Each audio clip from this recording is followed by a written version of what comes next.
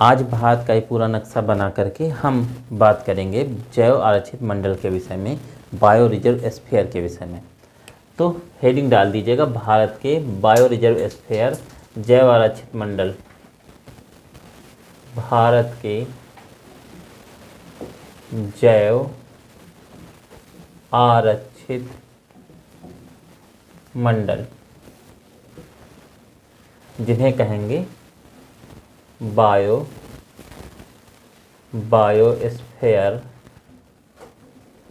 Reserve of India. इसके about हम बात करेंगे। जब बात आती है bio reserve sphere of India, तो पहला क्वेश्चन बनता है कि पहला बायो रिजर्व स्फीयर, पहला जैव आरक्षित मंडल कौन सा था, कब खोला गया और कहाँ खोला गया। तो सन 1986 ईस्वी में कहाँ पर बना, तो उसको कहते हैं नीलगिरी। नीलगिरी में बना। नीलगिरी कहाँ है, तो केरल, कर्नाटक और तमिलनाडु के क्षेत्र में पड़ता है। ये पूरी बात समझने के लिए मैप आपके सामने बना हुआ है पूरा, और इससे हम देखेंगे कि एक एक राज्य कहाँ पर पड़ता है और उस राज्य में कौन कौन से जैव रिजर्व स्फीयर है। पहले तो ये समझ लें, पहला 1986 में नीलगिरी में बना, जो केरल, कर्नाटक और तमिलनाडु की सीमा क्षेत्र में पड़ता है। इसके अंतर्गत कई जिले भी आते हैं। अब बात ये बनती है कि भारत में वर्तमान समय कुल जैव आरक्षित मंडलों की संख्या कितनी है, कुल कितने हैं, तो उनकी संख्या है 18 bio reserve sphere in India in this time. 18 bio reserve sphere होने के साथ हम बात करेंगे कौन कौन सा स्टेट आपका आता है। तो देखिए, ऊपर है आपका जम्मू एंड कश्मीर तथा लद्दाख रीजन, सबसे ऊपर का पहला राज्य भी देखते चलेंगे इसी बहाने। दूसरा जो उसके नीचे जस्ट पड़ता है वो है हिमाचल प्रदेश। हिमाचल प्रदेश से जुड़ा हुआ दूसरा पहाड़ी राज्य है हमारा उत्तराखंड, यूके। उसके बाद इसके जस्ट बगल में ये हमारा राज्य पड़ता है पंजाब, 5 नदियों का समाहार। उसके नीचे है हरियाणा। हरियाणा से जुड़ा हुआ हमारा स्टेट और एनसीआर जिसको बोलते हैं दिल्ली रीजन, ये आपका पड़ता है दिल्ली, डीएच। और ये इतना बड़ा जो क्षेत्रफल आपको दिख रहा है ये है उत्तर प्रदेश। उत्तर प्रदेश के जस्ट नीचे आपका राज्य है मध्य प्रदेश, एमपी। उत्तर प्रदेश से लगा हुआ पूर्वी तरफ का राज्य है आपका बिहार, बिहारों का राज्य जो बौद्ध की भूमि है। उस बौद्ध के बिहार के जस्ट ऊपर जो ऊपर चोटी दिख रही है ये आपका राज्य है सिक्किम। सिक्किम के जस्ट नीचे का राज्य जो है वो है आपका वेस्ट बंगाल, पश्चिम बंगाल, जहां ममता दी रहती हैं। उसी के जस्ट नीचे जुड़ा हुआ दूसरा राज्य है झारखंड। झारखंड के ही बगल में ये नीचे हमारा राज्य पड़ता है ओडिशा, और ओडिशा के बगल में ही हमारा है छत्तीसगढ़ के नीचे आते हैं तो हमारा ये राज्य पड़ता है आंध्र प्रदेश, और यहाँ आंध्र प्रदेश के ऊपर ही हमारा राज्य है जिसका नाम है तेलंगाना स्टेट। और इसके जस्ट नीचे आते हैं तो ये है हमारा तमिलनाडु। तमिलनाडु के बगल में केरला के जस्ट ऊपर है कर्नाटक। ठीक, कर्नाटक है, और यहाँ थोड़ा सा मिस्टेक हुई है, कर्नाटक है, ये है महाराष्ट्र। महाराष्ट्र के जस्ट ऊपर है हमारा राज्य गुजरात, और गुजरात के ऊपर है राजस्थान। क्लियर। ये पंजाब को भी इंग्लिश में कर लेते हैं पंजाब। अब सारे राज्य हमारे पास क्लियर हो गए, जितने भी धरातल पर यहाँ हैं वो सारे राज्यों के नाम हमने लिख डाले हैं। अब ये हमारे 7 सिस्टर्स के स्टेट अभी छूटे हैं, नीचे तक सारे राज्य हमने लिख लिए हैं। अब हमारे पास जो ये राज्य हैं 7 सिस्टर्स, इसमें सिक्किम भी इंक्लूड है। सिक्किम के पश्चिम बंगाल से जस्ट जुड़ा हुआ जो राज्य है उसका नाम है आसाम। आसाम के ऊपर है अरुणाचल प्रदेश, अरुणाचल से प्रदेश से जुड़ा हुआ है नागालैंड, नागालैंड के बाद मणिपुर, मणिपुर से लगा हुआ अगला है हमारा मिजोरम, और मिजोरम ये मिजोरम के बाद जो है जो इधर पश्चिम बंगाल, ये हमारा देश पड़ता है पड़ोसी पश्चिम बंगाल के बाद, और यहाँ पर 3 ओर से बांग्लादेश से घिरा हुआ हमारा राज्य है त्रिपुरा, और ये है हमारा मेघालय। क्लियर? ये इतने राज्य हमारे सामने आ गए। अब इनमें जितने भी हमने रेड जो राउंडिंग की है, ये सारे के सारे हमारे जैवमंडल आरक्षित क्षेत्र हैं जो विभिन्न राज्यों में हैं। कुछ ऐसे राज्य हैं जिनमें रेड ब्लिंक नहीं हुआ, कुछ हैं जिनमें हुआ है, जैसे मध्य प्रदेश में आपको 2 दिख रहे हैं, बाकी मोस्टली स्टेट में और इधर आसाम में 2 दिख रहे हैं। तमिलनाडु में आपको 3 दिख रहे हैं, लेकिन 2 बॉर्डर पर हैं और 1 आपके इधर नीचे है। इस हिसाब से ये ऐसे हमारे पास ब्लिंक बनाए गए हैं। तो हम एक एक का नाम लिखते हैं, कहाँ पर कौन सा जैव आरक्षित मंडल है, इसे आपको भी नोट करना होगा। पहला जो हमारे पास सबसे ऊपर है, जो उस भारत का सबसे उत्तरतम भी है, वो है हिमाचल प्रदेश का, जिसका नाम है कोल्ड डेजर्ट। कोल्ड डेजर्ट जैव आरक्षित मंडल कहाँ है, तो आप कहेंगे हिमाचल प्रदेश में है। पहला ये क्वेश्चन आते हैं, डायरेक्ट पूछ ले जाते हैं कोल्ड डेजर्ट कहाँ है, तो कई लोग इसको लद्दाख लगा देते हैं, कभी कभी इसे कुछ लोग जम्मू कश्मीर लगा देते हैं, जो गलत माना जाता है।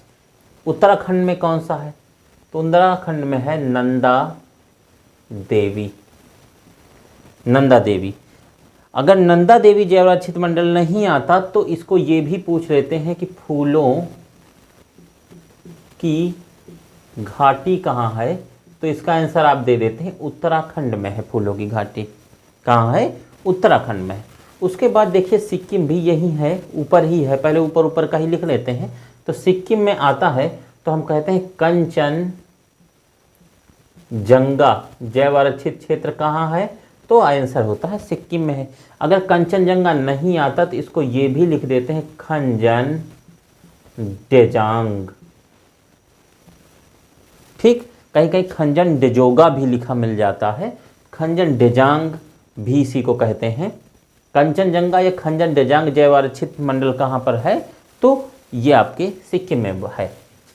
अरुणाचल प्रदेश की बात आई, तो अरुणाचल प्रदेश की बात करते हैं तो यहाँ का जैव आरक्षित मंडल है, उसका नाम है देहांग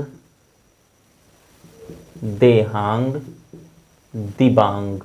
बढ़िया क्वेश्चन है कि देहांग दिबांग जैव आरक्षित मंडल कहाँ है, तो आप कहेंगे अरुणाचल प्रदेश में है।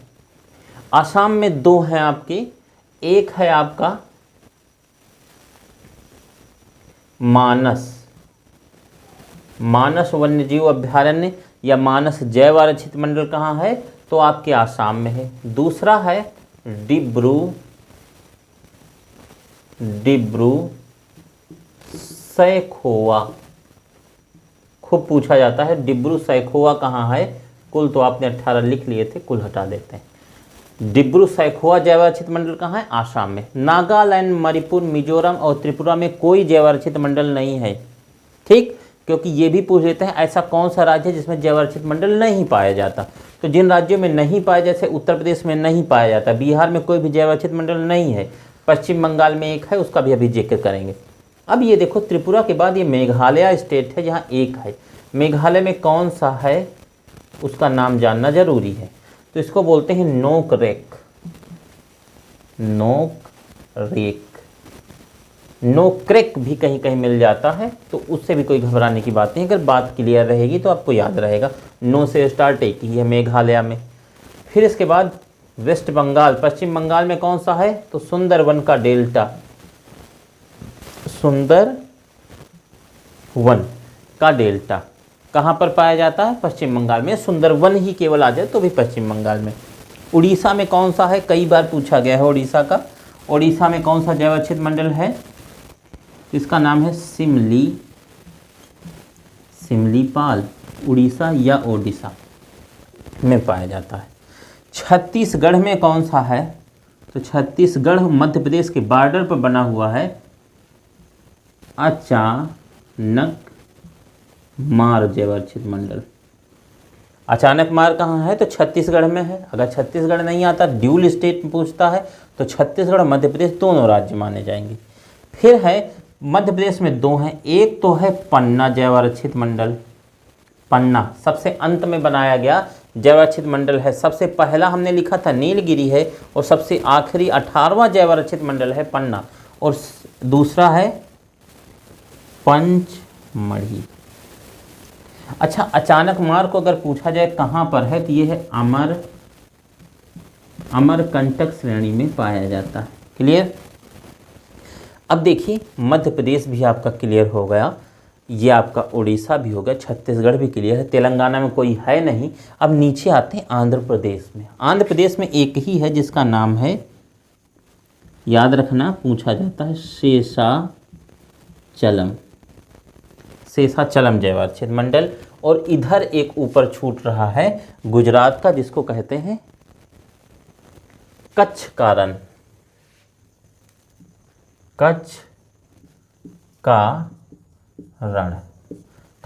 जैवाच्छिद मंडल कहाँ है? तो ये आपके गुजरात राज्य में पड़ेगा। अब देखिए, पंचमढ़ी हो गया, पन्ना हो गया, ये सारे जैवाच्छिद मंडल आप यहाँ तक लिखते चले आए। अब सबसे नीचे जब आते हैं तो यहाँ पर एक जो हमने बताया था कि सबसे बाद का सबसे पुराना और सबसे पहला है, जिसका नाम है नीलगिरी। प्रारंभ में भी बताया था कि नीलगिरी जो हमारा है वो आपके तमिलनाडु, केरल और कर्नाटक तीनों के बॉर्डर पर बना हुआ है तमिलनाडु के, जिसका नाम नीलगिरी है। फिर उसके नीचे चलते हैं तो हमारा आता है मन्नार की खाड़ी, जो भारत का क्षेत्रफल की दृष्टि से सबसे बड़ा है मन्नार खाड़ी, तथा समुद्री भाग में भारत और श्रीलंका के बीच में पाई जाती है मन्नार खाड़ी। ये भी एक जैवाच्छिद मंडल है। अब बात आई केरला और तमिलनाडु के बॉर्डर पे कौन सा बना हुआ है, इसका नाम है अगस्था मलाई। तो ये आपके 17 हो गए टोटल। एक हमारा बचता है जो भारत का सबसे दक्षिणतम भी बचता है, तो वो आपके इधर पड़ता है अंडमान निकोबार, जिसका नाम है ग्रेट निकोबार जैवाच्छिद मंडल, जो अंडमान निकोबार में पाया जाता है। अंडमान निकोबार बंगाल खाड़ी में है, तो भारत का सबसे दक्षिणतम ग्रेट निकोबार है, जो कि भारत के सबसे दक्षिण में पाया जाता है।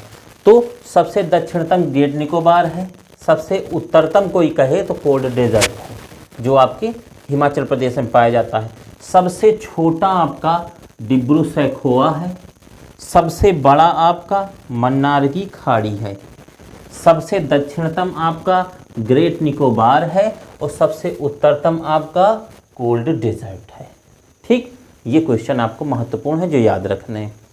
ठीक, सबसे बड़ा मन्नार खाड़ी, सबसे उत्तरतम कोल्ड डेजर्ट, सबसे छोटा डिब्रू सैखोवा, सबसे दक्षिणतम ग्रेट निकोबार, सबसे पुराना तो नीलगिरी है ना, हमने बताया था कि सन 1986 में इसकी स्थापना की गई, और सबसे बाद में या सबसे लेटेस्ट अभी तक का अंतरिम तो आपका पन्ना है। क्लियर? ये आपके वो हैं जो आपको याद रखने हैं, जो परीक्षा में पूछे जाते हैं।